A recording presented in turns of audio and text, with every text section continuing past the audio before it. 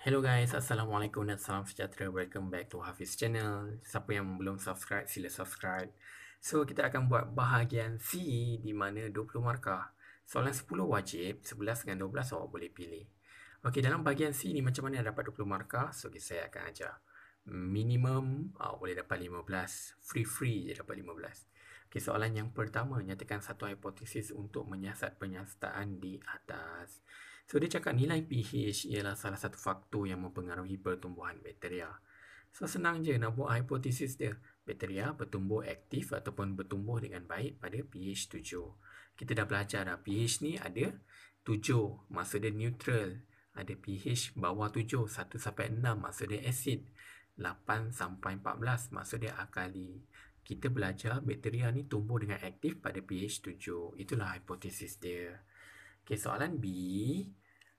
Menggunakan bubur nutrien, Lactobacillus bacteria bla bla bla, kita bagi asid, natrium hidroksida, air suling, tabung uji, huraikan satu eksperimen. Okay, dia macam buat eksperimen tapi tak susah. Daripada 10 markah eksperimen ni awak boleh dapat 6 ataupun 7. Okay, tujuan eksperimen. Tujuan dia awak ambil je kat atas. Dia cakap apa? Tujuan dia adalah kita dah ada hipotesis. So, hipotesis ialah gabungan pemboleh ubah dimanipulasi dan bergerak balas. Dekat tujuan mesti ada pemboleh ubah tersebut. Jadi, untuk mengkaji kesan pH. Kesan pH ni adalah pemboleh ubah dimanipulasi terhadap pertumbuhan bakteria. Ini adalah pemboleh ubah bergerak balas. Mengenal pasti pemboleh ubah, 1 markah. So, kat sini 2 markah awak boleh tulis dimanipulasi nilai pH, bergerak balas pertumbuhan bakteria. Dimalarkan boleh buat jenis bakteria. So, kita dah dapat berapa markah dah? 1 untuk tujuan eksperimen. 2 untuk mengenal pasti masalah. Senarai radas dan bahan, soalan free. Awak salin je ni bubur nutrien bla bla bla ni sampai tabung uji, jangan malas. Cuma tambah apa? Tambahlah alat sikit, kapas dengan picagari. Macam mana nak tahu? Macam mana korang nak ambil bakteria? Takkan nak pegang pakai tangan kan? Mestilah pakai picagari. Kapas ni sebab nak tutup. Takkan kita tak tutup tabung uji kita. Awak boleh tambah 1 ataupun 2. Kalau 1 ataupun 2, 2 lagi selamat lah. Tapi 1 pun okey. Untuk dapat 1 markah. Dah dapat 4. Okey, dan kita pergi kepada senarai prosedur dan kaedah. Okey, yang ni susah sikit. Nanti kita terangkan. Okey, dan yang terakhir penjadualan data 1 markah. Okay, kat sini awak boleh buat, selalu saya ajar, ada 2 table kan, kat sini ada 3 lah sebab ada tabung uji. Nak buat 2 pun tak apa. So, awak boleh buat tabung uji, nilai pH, keadaan bubur nutrien ataupun pertumbuhan bakteria. Lepas tu kosongkan je, dapat 1 markah. So, kat sini kita dah dapat berapa markah dah? Dah dapat 5 markah dah. 2, 3, 4, 5. Dah dapat 5 markah. So, macam mana daripada 4 ni, paling kurang nak ambil 2 lah markah. So, senang je macam mana. Dia punya prosedur dia simple je. Okey, untuk prosedur saya tak tulis. Nak uji korang punya kemahiran mendengar. Okey, contoh dia. Prosedur yang pertama. Isi 3 tabung uji dengan 5 cm padu bubur nutrien dan labelkan A, B dan C. First sekali buat apa? Masukkan bubur nutrien. Kena tahu isi padu dia berapa. Tu dah dapat 1 markah. Markah yang kedua, tambahkan 1 cm padu kultur Bacillus subtilis bakteria tu ke dalam setiap tabung uji. Maksud tabung uji A, B dengan C. Tu markah yang kedua. So, untuk poin yang pertama dan yang kedua ni simple je. Kita masukkan tabung uji tu dengan bubur nutrien, masukkan bakteria. Okey, jadi poin yang ketiga nak masukkan apa? Dalam tabung uji A, masukkan 1 cm padu air suling. Dalam tabung uji B, masukkan 1 cm padu asid hidroklorik. Dalam tabung uji C, masukkan 1 cm padu natrium hidroksida. Okay, kita nak bezakan sebab asid hidroklorik ni dalam keadaan berasid, natrium hidroksida alkali, air suling ni neutral. Kita nak bezakan setiap tabung uji tersebut.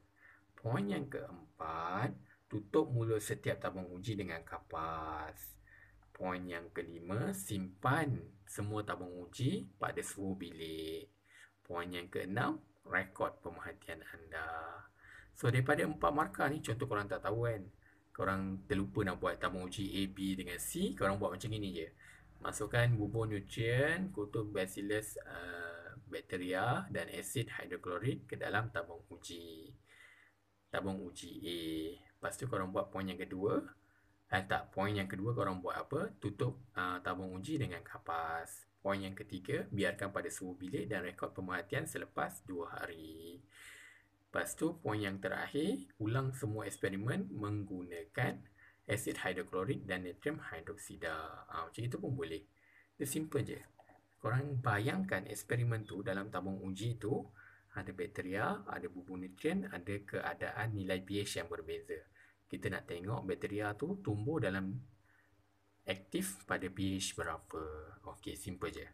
Okey, kat situ kalau korang buat semua ni boleh dapat daripada per 10 ni, daripada per 9 ni, paling kurang korang boleh dapat 6/9. So, kita dapat satu lagi kat sini, so 7 lah. So, simple je. Okay, dan kita pergi kepada soalan nombor 11. Okay, soalan nombor 11 ni, ataupun 12 korang boleh pilih yang mana korang nak jawab. Tapi dalam ni kita buatlah semua. Okay, soalan 11A, nyatakan 4 perbezaan antara perubahan fizik dengan kimia. Ni saya dah ulang banyak kali dah. Bila fizik ni dengan kimia ni, senangnya kita belajar dua je. Fizik ni, tiada bahan baru dihasilkan. Contohnya air gula. Contoh air gula. So, korang daripada gula jadi air gula. Samalah, tiada bahan baru dihasilkan. Okay, kalau perubahan kimia ni menghasilkan bahan baru. Contohnya korang bakar sampah. Mula-mula sampah tu contohnya plastik. Bila korang dah bakar, dah jadi benda lain. So, dia menghasilkan bahan baru. Perubahan fizik ni sifat kimia dia sama. Gula dengan air gula sama sifat kimia dia. Kalau perubahan kimia ni sifat kimia dia berbeza. Contohnya plastik, lain sifat kimia dia. Dah bakar tu, yang warna hitam tu pun sifat kimia dia dah jadi lain. Dan perubahan fizik, perubahan berbalik. Daripada contoh gula kepada air gula, korang boleh daripada air gula tu, kalau korang sejatkan dia, boleh dapat gula balik. Kalau perubahan kimia ni, dia perubahan tidak berbalik.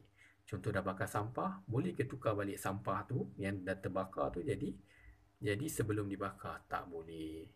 Okay, yang terakhir perubahan fizik, tiada perubahan jisim. Perubahan kimia, jisim hasil yang terbentuk ialah berbeza. Okay, habis dekat A. Dekat B, Rajah 11 menunjukkan 3 contoh tindak balas eksotermik. Ingat, eksotermik ni tindak balas dia bebaskan haba ke persekitaran dan suhu meningkat. So, kat sini ada proses haba, pembakaran, peneutralan. So, dia kata, kaji contoh-contoh tersebut dan bina konsep bagi tindak balas eksotermik. 6 markah. Okay, soalan ni jahat sikit. Dia dah bagi 6 markah ni, dia tak bagi guideline macam dia nak buat. So, kita akan buat guideline dia macam mana nak dapat 6 markah ni. So, untuk mendapat 6 markah, kalau soalan tu baik, dia dah tulis kat situ. Sila jelaskan dari segi ciri sepunya, berikan contoh tindak balas eksotermik, contoh tindak balas bukan eksotermik dan konsep sebenar. Tu kalau soalan tu baik lah. Kalau soalan tu jahat macam itu, dia bagi macam itu je. So, awak kena hafal, konsep dia sama je. Bila keluar soalan nombor 11B ni, kena jawab ciri sepunya dia apa dulu. Maksud dia ciri-ciri tindak balas eksotermik tu apalah? Ciri yang pertama, dia membebaskan tenaga haba ke persekitaran, 1 markah. Ciri yang kedua, menyebabkan suhu meningkat. Kalau buat eksperimen, suhu meningkat. Dah dapat 2 markah. Contoh tindak balas eksotermik, pembakaran. Tapi pembakaran tadi dah ada kan dalam tu, kena buat contoh lain lah. Contoh apa? Yang lain, tindak balas logam dengan asid. Dapat 1 markah. Contoh tindak balas endotermik, tindak balas garam amonium dengan air. So, kena ingat, pasal endotermik ingat je garam amonium klorida dengan air. Itu dia akan jadi endotermik. Larutan tu akan jadi sejuk. Okay, last kali konsep sebenar ni awak gabungkan dia ciri-ciri dia. Ciri-ciri yang ke atas ni awak buat ni gabungkan je.